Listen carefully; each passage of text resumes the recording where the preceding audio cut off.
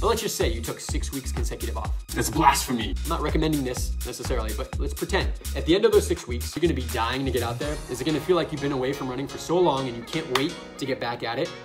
You have a little tweak, turn it into an easy run. And it's hard to do because we think we're gonna lose our fitness. But the reality is, you lose your fitness when you're forced to take time off, and it like crushes your dream. What if you didn't need an injury to get the time off? Welcome, Run Elite. Talking about a topic that is feared by so many runners. And that topic is taking time off.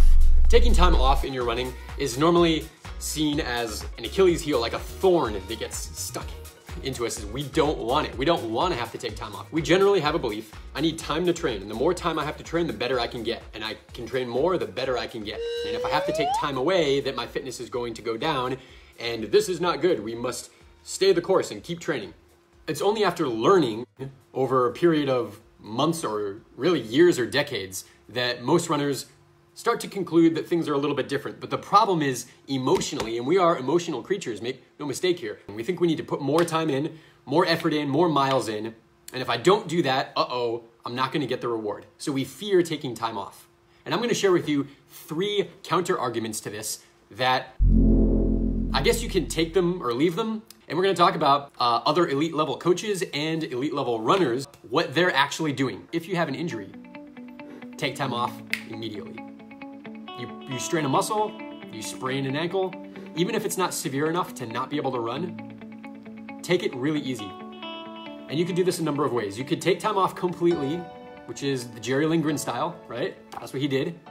You could also take your quality workouts and just turn them into easy runs. You have a little tweak, turn it into an easy run. And it's hard to do because we think we're gonna lose our fitness. But the reality is, you lose your fitness when you're forced to take time off. How many of you have had a race coming up in the near future and you have an injury a month or 2 out, but you don't want to stop training because that race is coming, so you push through and something bad happens? That really does cost you your race performance. Okay, so what did Jerry Lindgren do? Jerry Lindgren was a runner in the 60s and the 70s. He was really top-notch. He ran the 5,000 and 10,000 meters at an Olympic level. This guy ran with Prefontaine. They competed at the high school and college level, NCAAs, right? But this guy would, not always, but sometimes, beat Prefontaine even, and we kind of see him, Prefontaine, in like high esteem. What he says in that book, he says a lot of stories that are just outlandish about how much he would train. He would train up to 40 miles per day when he was in high school. So what Jerry would do is when he'd feel an injury coming on, a really small injury, and I'm not talking about an injury that necessarily has to sideline you, like a broken bone or something like that. Not that, but when he would have a small injury, he wouldn't train through and he wouldn't back off his training. He would stop running completely and put himself on crutches for multiple days. This seems pretty extreme, right?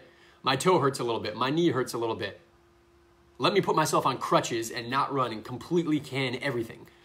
This was his approach. It was an extreme example.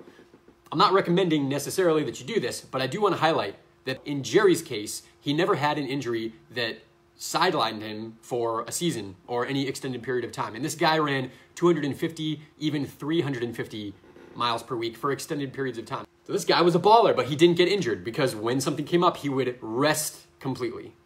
So before we move into the other 2 examples that I'm going to share with you, I want you to take a peek at what his mindset must be like. Does Jerry have fear that by taking time off and missing 3 days of running or 4 days of running, that I'm going to get out of shape? The way that he must have been feeling about this is, if I rest really hard and really tackle this with everything I've got, then I can get back to my training even more quickly. Makes sense, right? Just logically that makes sense. Can we do it? That's another thing. We don't like to do that. Stop completely, take 3 days off, make sure you're going to your PT, and then when you come back, run 1 mile. Pain-free, and take that as a success. Then come back, run 1 mile again. Pain-free, that's a success. And then get back into running. So hardcore time off. Okay, that's number 1. But when you don't get to the point to where you're overtrained, when you don't get to that point because you calculate and you put in planned rest, then you are far less likely to need to take a rest period, take time off leading into an important race. You are far less likely because you're stronger. You've healed along the way.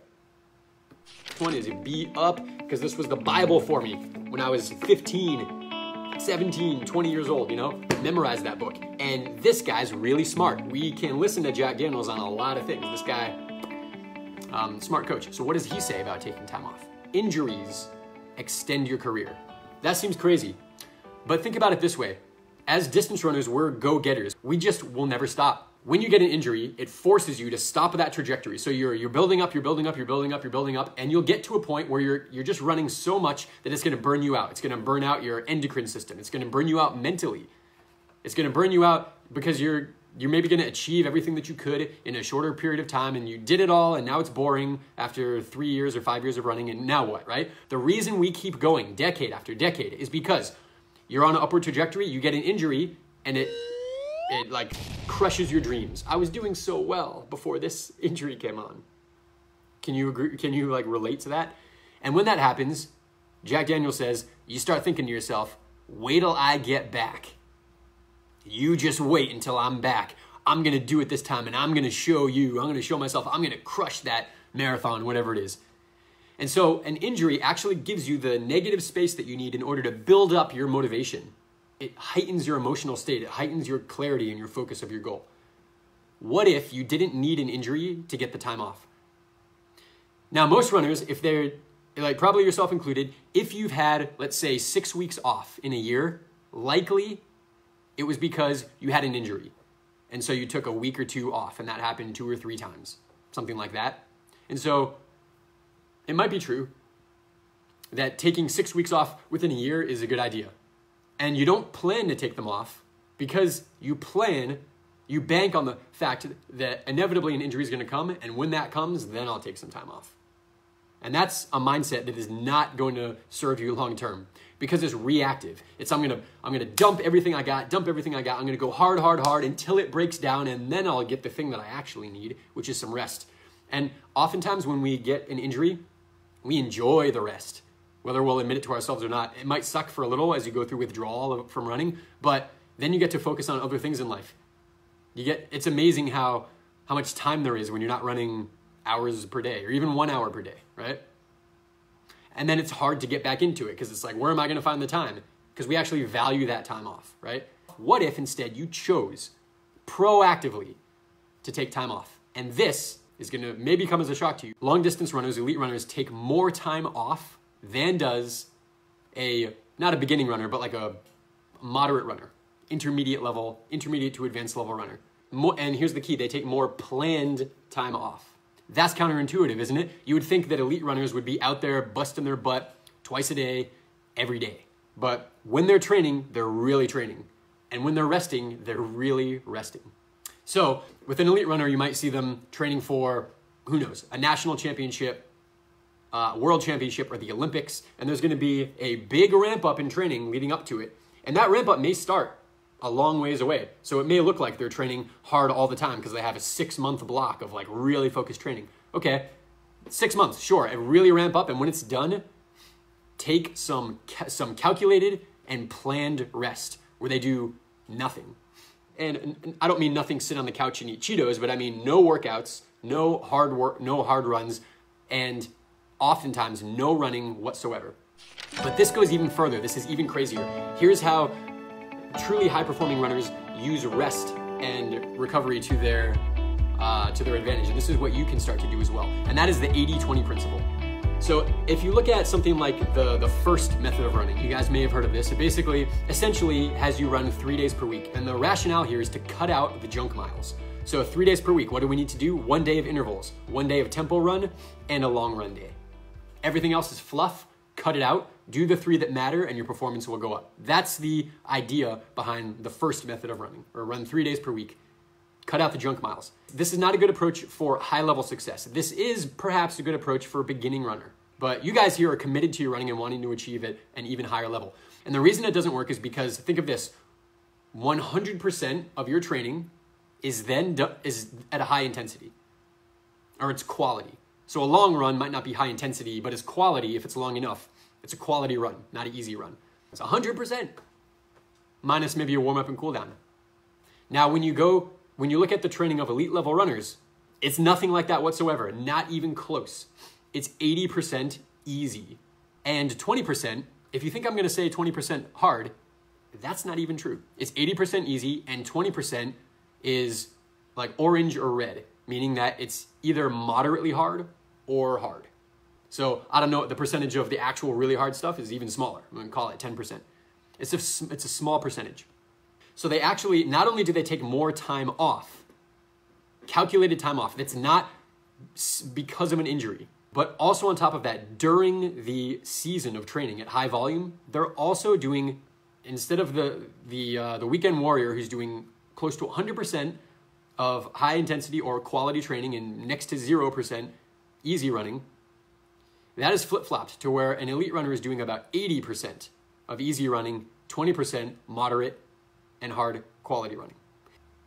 But most runners, they're actually more like 50-50. Half of the runs are kind of easy and half of them are quality.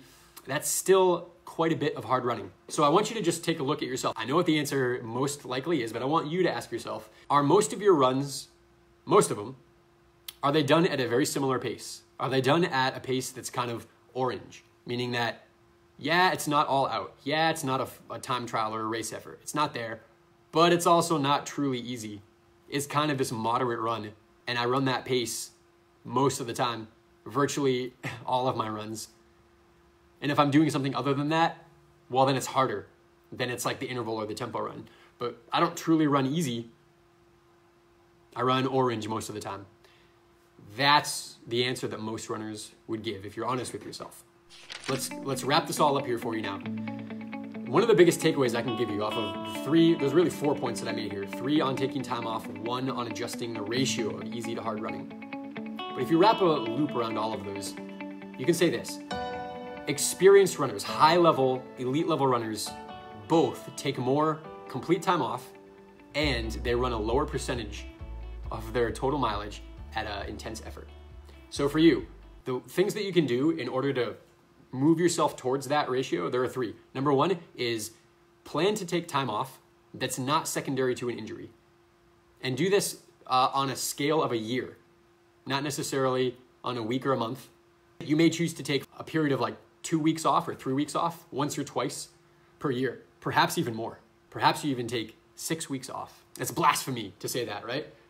But when you ask yourself this, when you take 6 weeks off, and it may come in like 2 3 week periods, but let's just say you took 6 weeks consecutive off. I'm not recommending this necessarily, but let's pretend if you did that, at the end of those 6 weeks, are you going to, well, injuries that you may have had, are they likely going to be gone? 6 weeks is enough time for a fractured bone to heal, let alone soft tissue, even severe, even post-operative. 6 weeks is an incredible amount of time. You'll be healed up. You may have lost some fitness, okay. But also psychologically, mentally, are you going to be ready to get out there? Are you going to be burning to get out there? Are you going to be dying to get out there? Is it going to feel like you've been away from running for so long and you can't wait to get back at it? And you have time to think of your goals and plan. You also can acknowledge that it's going to take you time to get back up to your fitness where it was. And so you don't set a race that's a month away. You set a race that's 6 months away or 9 months away or something like that. Now it forces you to look more long-term and actually ramp your training up over a long period of time. This can be very useful. The other things that I want you to consider are if you have an injury, take time off immediately.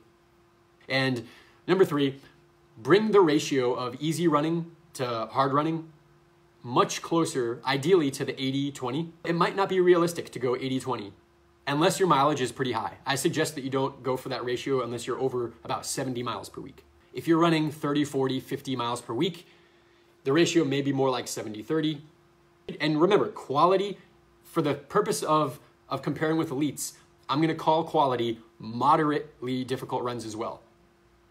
So if we talk about like green, yellow, orange, red, kind of a zone of green's really easy, red's really hard, yellow and orange in the middle.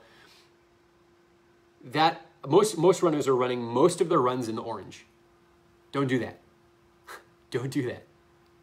Shift them towards green, more easy running. These percentages are percentages of your mileage, not necessarily percentages of where your effort goes, just your mileage. So if you're doing a high percentage of easy running, that other smaller percentage, even 20% of faster running, could be really useful. You could do hill sprints. You could do strides. You could get in short intervals, for example, And you can get all of those in and probably still only rack up, you know, less than 10 miles per week between strides, hill sprints, and even some 400s done once per week. 8x400 or something like that. You're not even at 10 miles. You're at like 5 miles. It's a very small amount, but you see, you can actually touch on speed often. You can even touch on speed daily, which is what runners like Dina Castor and Paula Radcliffe, they touched on speed daily. Either strength or speed. Ultimately, it's the same thing from a muscular point of view. Daily. Yet the ratio is still pretty low. You touch on it because you do 10 strides or you do 8 hill sprints. You touched on your speed, you improved your speed, but it was a very low percentage. And it's only able to get up to that to 50% or 100% when it's orange, not red. So if the ratio is really high, and I'm going to guess for most of you it is, likely you're running moderately hard most of the time, and you're not truly doing the speed that's actually going to make you faster, and you're also not doing the easy runs that are actually going to allow you to build up your volume to get to the point where 20% of the red or the orange actually is a significant amount. You see how you actually need to build your volume to do that? So here's the secret formula for you guys when it comes to allocating your time to either easy running or hard running, by adding in green, adding in easy running. And that's exactly what elite runners do. For those of you who are in the full course right now, you've seen the breakdowns of some of the elite runners. I use Moses Mosop, Ebel Karui, we use a bunch of others as well. But I break those guys' training down for you, and I show you how much is easy and how much is fast running. And it's mega skewed towards the easy run. Much more so than probably you or myself or virtually anybody we know. More often than not, it would be easy running, easy running, easy running. And then when it matters, it really matters. And those of you who have gone through my triphasic model, you know exactly what we're talking about here, how you ramp up, and then your final 6 weeks of training is where everything matters, and you do those red runs then, but you don't do them in the months really before that. You do them in a very small percentage. So I'll leave you guys with that, and if you want to learn how you can do this, as the elites do, and as, you know, people who are not unlike you do as well, in their 40s, in their 50s, in their 60s even, click the link, sign up, and get immediate access to this free training where I walk you through how to get your PR in as little as 6 weeks. I hope that you learned a lot from here. Happy long runs, and I'll see you soon.